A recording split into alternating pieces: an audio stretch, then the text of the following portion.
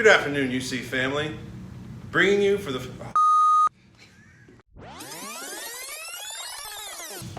Good afternoon, UC family. I'm Josh. And I'm Tom. And this is our very first episode of Tom versus Somm.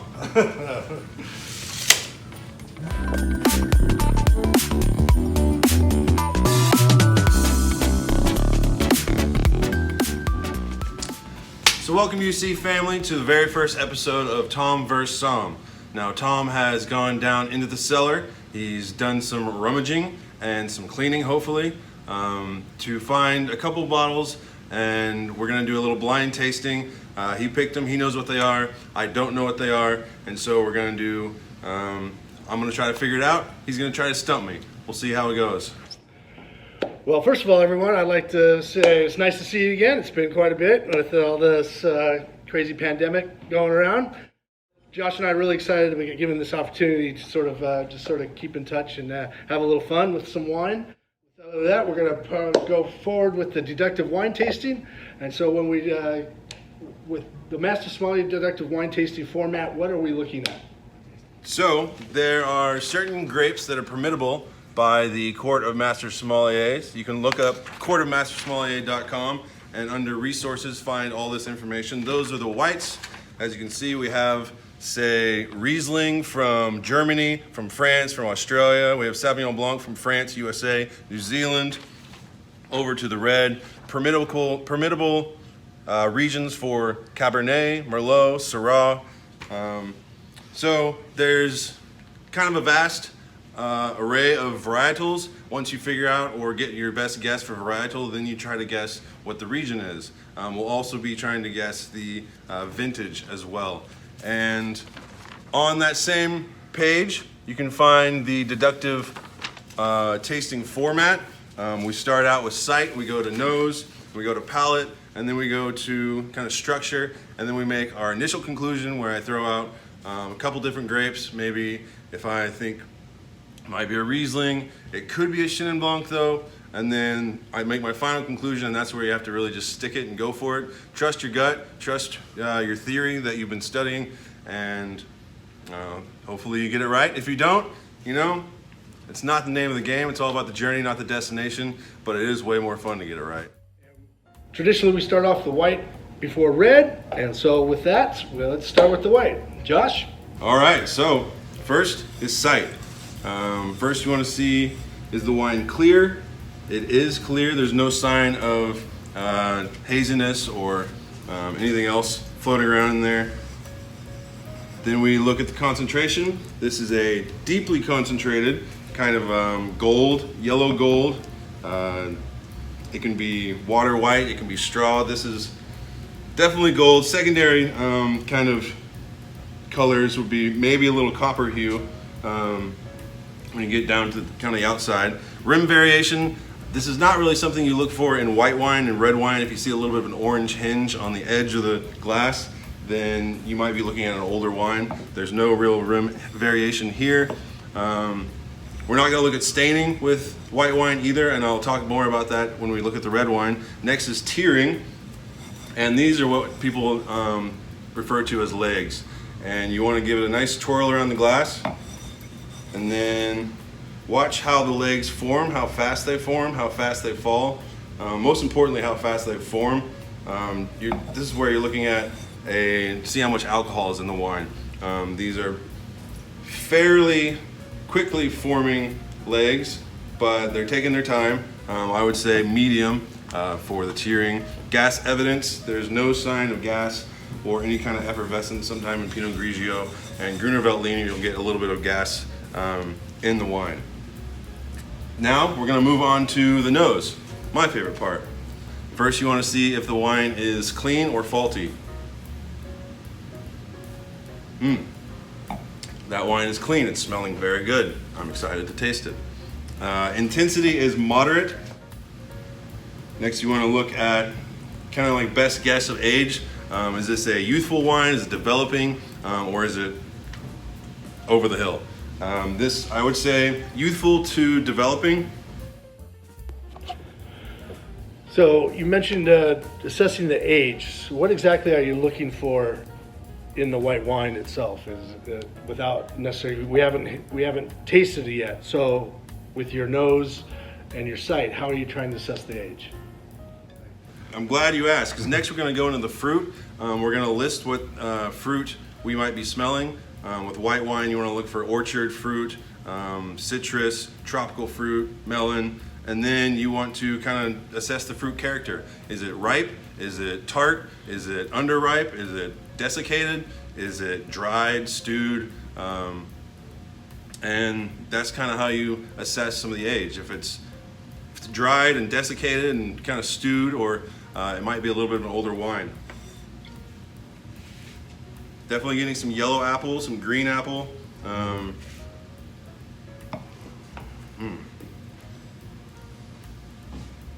A little bit of citrus, not a lot. It'd be pretty mild lemon rind here. A little bit of tropical fruit. Some kind of bright and ripe pineapple, maybe. Not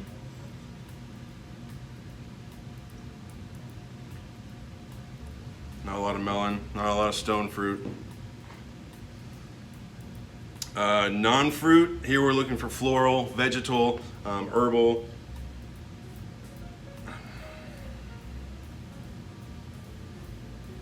Maybe a little bit of floral, but I'd be stretching. Maybe some white flower. A lot of people make fun of the term white flower, but it can be anything from lilies to honeysuckles.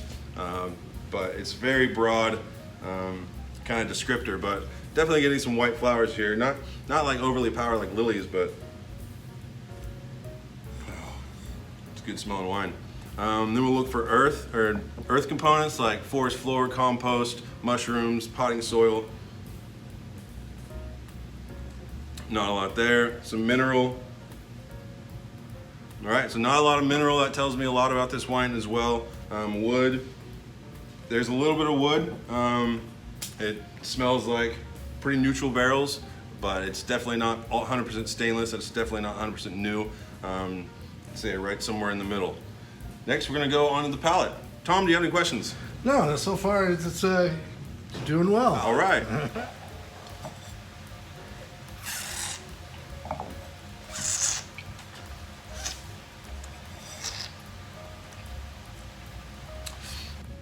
It might sound funny, some of the noises I'm making, but you want to bring air in over the wine to kind of let it breathe inside your mouth.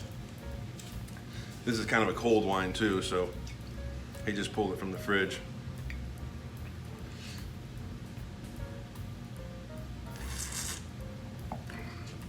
So first we're going to look at sweetness. This is dry wine. It can be anywhere from bone dry, dry, off dry, medium sweet, sweet to lusciously sweet. Usually we're somewhere in that bone dry to off dry region. Citrus is coming on a little stronger. That could be just the acid, but definitely some lime and some lemon. More tart lemon than what I assessed in the nose. Still apple, more green apple than yellow apple, and it's tasting a little bit fresher than I first assessed on the nose. Same with non-fruit and earth. Not a lot there. This is mostly a fruit-forward wine. Mineral, you're looking for either whetstone, limestone, flint, slate, anything that might give you some sort of idea of region. And then wood, I'm going to stick with neutral. I don't think there's actually any new wood in this wine. Next, we're going to go on to structure. First, with white wines, you're going to look at phenolics, which is pretty much the same thing as tannin is in red wine, in white wine. Pretty dry wine, so not a lot of phenolics. Acid, we like to go in a range of low to medium minus to medium plus to high, which is kind of like if you're cooking a steak, high is well done. Yeah, medium plus acid. Alcohol is, we can remember how we looked at the legs. You can also feel a little bit of a burn on your tongue and in your stomach. For alcohol, I'm gonna say medium alcohol in this, probably 13.4, 13.5 maybe. Body is full. It's not a skim milk, it's not a whole milk, and it's not a heavy whipping cream, which might be a full-bodied. So it's somewhere in between medium and full-bodied. Texture is round, also lean. Does anything one thing dominate? The acidity is kind of dominating for me, and the alcohol. The length is medium, and complexity is medium as well. And by length, you mean finish or how long it lingers in your Yeah, mouth? how it evolves over time. You can kind of take a sip. If you're still tasting it after 15 seconds, then you could have a medium minus finish. If you're still tasting it, still evolving, you're still finding new flavors in there, you could have a really long finish, and those are the best wines. So now we're gonna go to initial conclusion. This is the fun part. Possible grape varieties.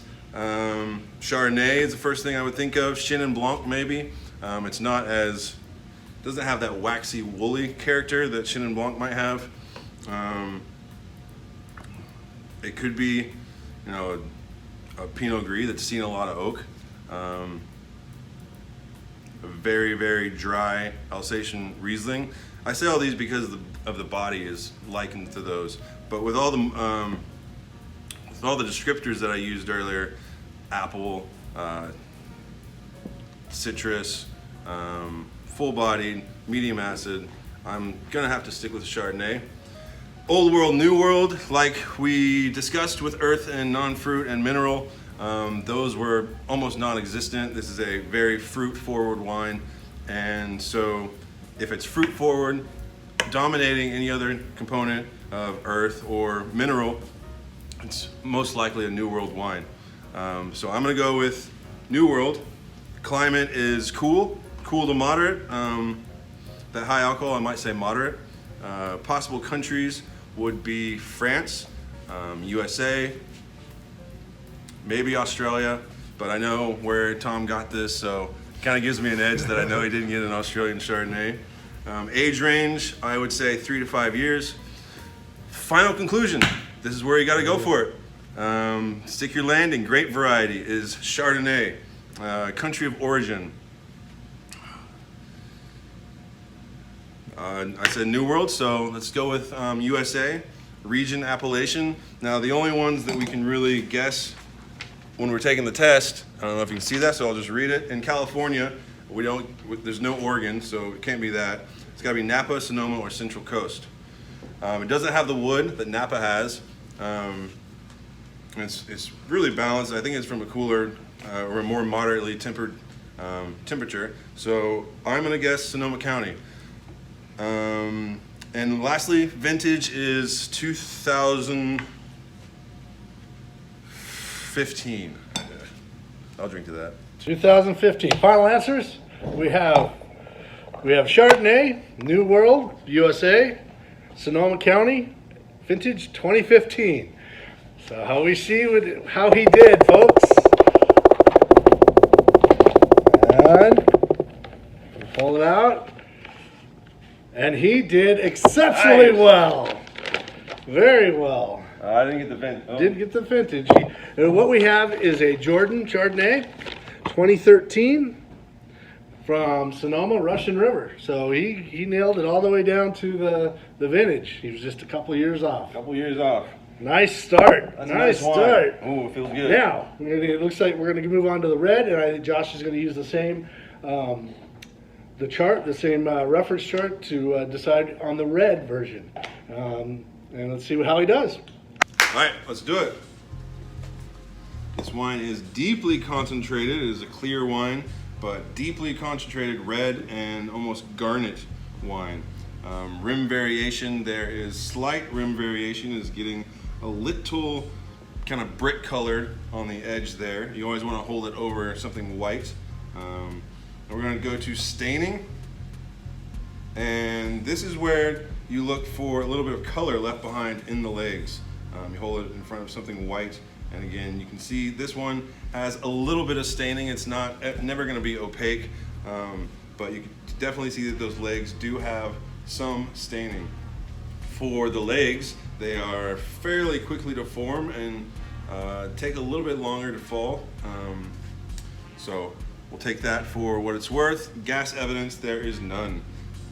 Very rare in a red wine would you have gas evidence, but maybe like a Lambrusco or something. Onto the nose. This wine is clean. There are no faults that I can pick up on. Intensity is moderate.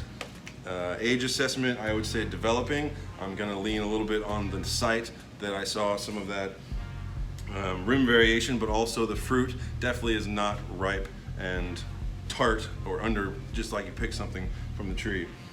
There is some red fruit and some black fruit, some stewed blackberries, some stewed cherries, kind of like macerated cherries and raspberries.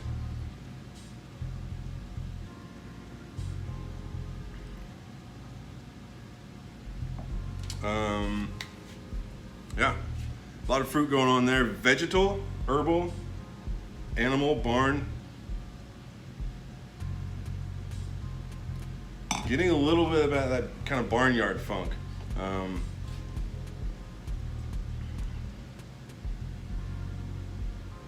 And a little bit of, not a lot, but pyrazines. Pyrazines are a compound in wine that when you smell like green bell pepper or a fresh jalapeno, it could lead you to think that it's probably a Cab, something from the Cab family, Cab Sauv, Cab Franc, or Sauv Blanc. Getting a little bit of that, but it's definitely not the overwhelm, like a key indicator. There's some compost in here. This is a really nice wine. It's got a lot going on. The fruit, like I said, is there, but as this wine is opening up, you're getting to a lot more. Yeah, there's so many different things coming on in at me that my head's just spinning. Yeah. There's a lot of fun stuff. A little leather, a little tobacco. Cool wine. Mineral, a little bit of maybe chalk, but I'm gonna stay away from that. Not a lot of minerality in this wine. Let's go to the palate.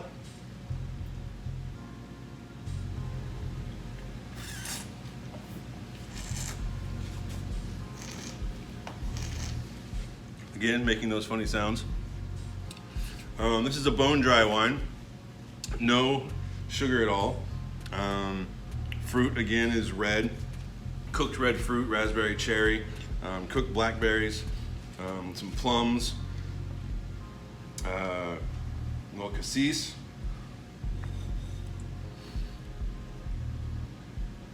Fruit is baked. This is an older wine, you can tell, or I'm gonna guess. Non-fruit, looking for, yeah, not a lot of floral, some dried tobacco, dried leather. It's a fun wine. I wish I had food with it. Now we're gonna go to mineral and wood. This wine has seen a little bit of wood. Yeah, definitely seen some wood. Let's go to the structure, because I think that's the most important part of this wine.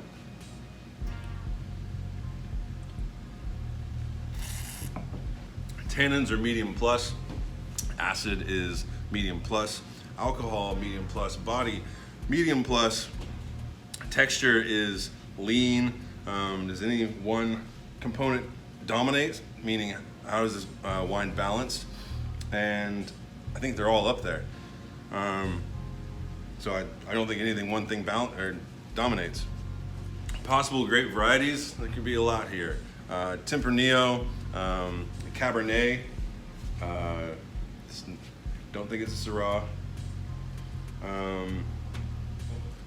So initial conclusion, possible grape varieties, Cabernet, Tempranillo, and Nebbiolo Sangiovese. Old World, New World, I'd say Old World. Climate is warm. Possible countries are Spain, France, Italy. Age range is 5 to 10 years. Final conclusion, I believe this is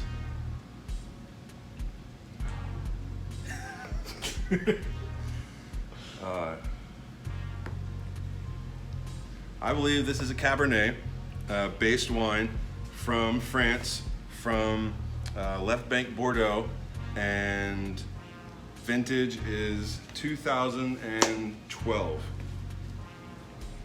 All right, final answer. We have a cab-based wine out of France, Left Bank Bordeaux.